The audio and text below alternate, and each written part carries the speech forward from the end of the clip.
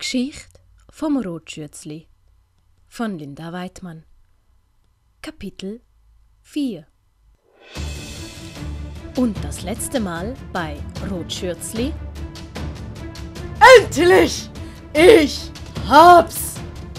Moneta, oh ja. Oh, die Zutaten haben wir ja sogar alle unten im Labor. Oh, was geschieht hier? Lass uns beginnen und Leben erschaffen.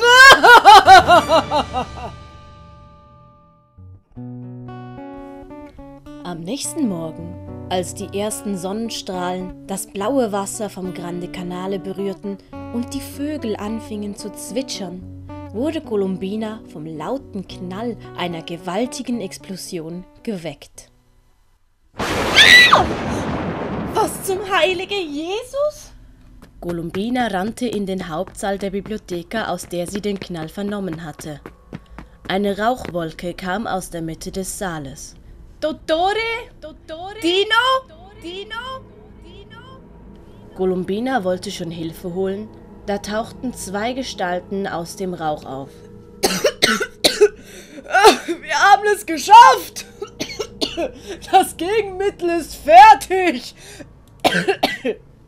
Dottore, Dino, Gott hab Dank, ist euch nicht passiert. Erinnere mich dran, dass ich das nie wieder mache. Ja, jetzt hab dich doch nicht so, mein Lieber. Ich soll bitte was? Sie haben fast das ganze Labor in die Luft gejagt. Ja, das tut mir auch leid, aber es war ja im Dienste der Wissenschaft. Aha, dann können Sie ja im Namen von der Wissenschaft den Schaden zahlen. Dottore, ist das das Gegenmittel? Columbina zeigte auf die kleine Flasche in Dottores Hand. So wahr ich hier stehe. Also, meine Liebe, Pantalone muss das Gegenmittel vor Mitternacht einnehmen, sonst stirbt er.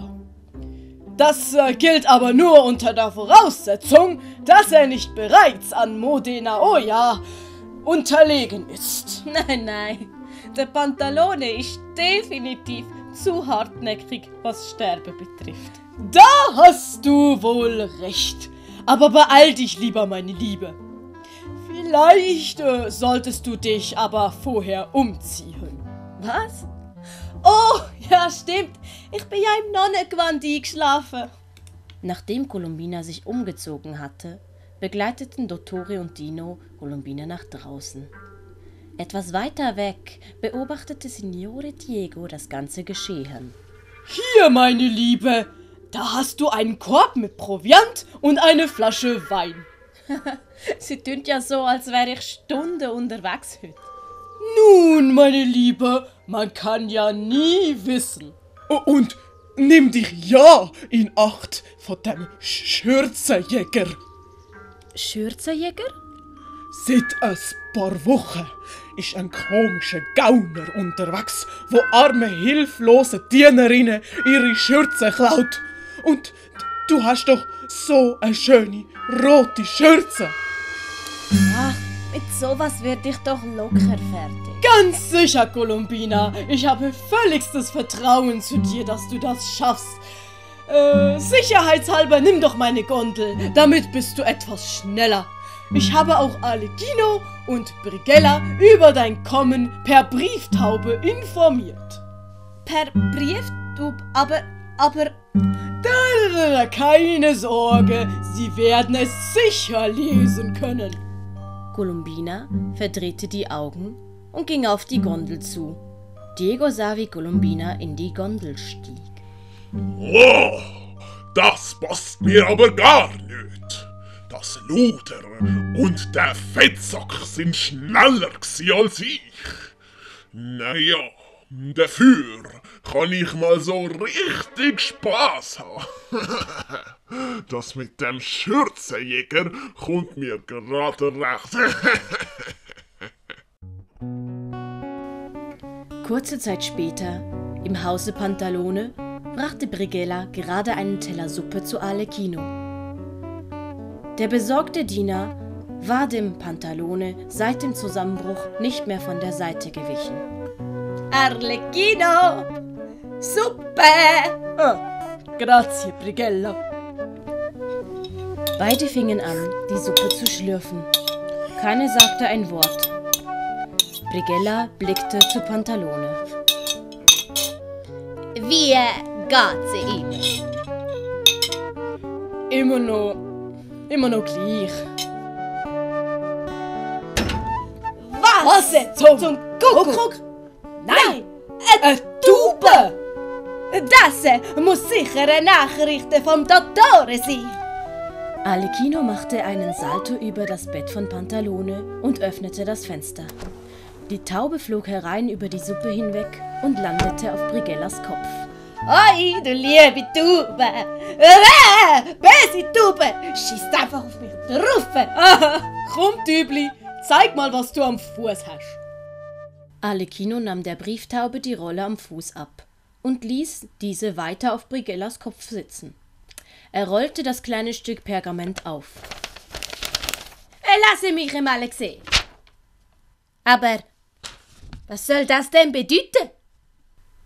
Auf der Rolle waren verschiedene kleine Zeichnungen, die für Brighella überhaupt keinen Sinn ergaben. Ja, aber look, das ist doch ganz einfach.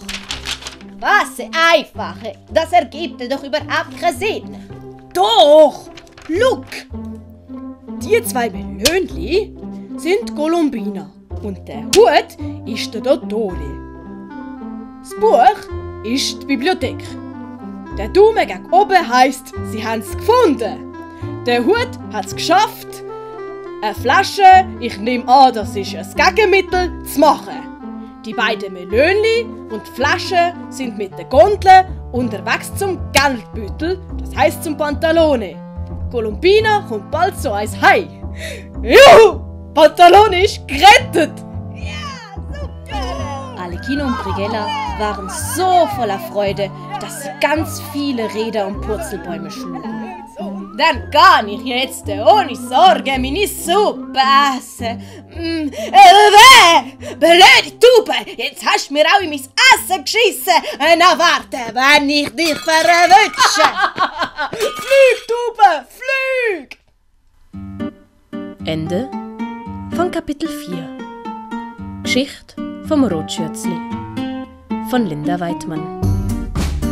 Auf Wiedersehen und bis zum nächsten Mal.